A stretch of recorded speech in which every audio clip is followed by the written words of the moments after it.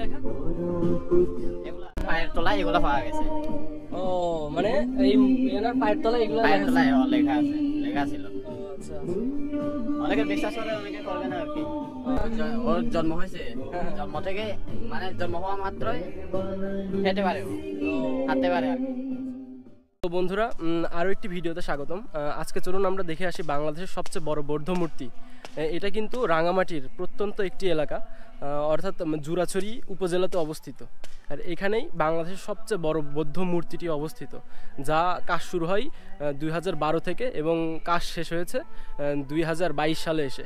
তো চলুন যাওয়া যাক ওই মূর্তিটি এবং ওর আশেপাশের জায়গাগুলো আপনাদেরকে ঘুরিয়ে দেখাবো।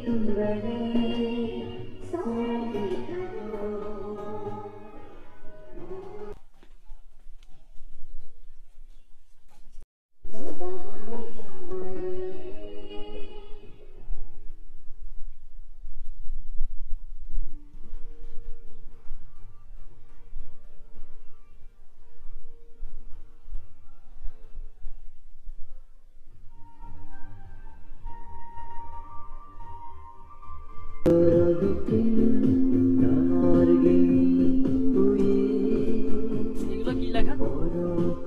এগুলা হয়তো অনেকে বিশ্বাস করে, মানে এটা তো আমাদের দলের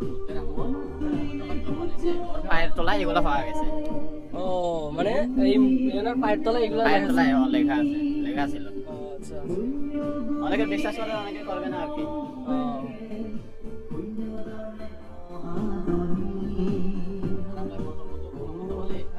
ওর জন্ম হয়েছে, জন্ম থেকে মানে জন্ম হওয়া মাত্রই খেতে পারে, হাঁটতে পারে আর কি।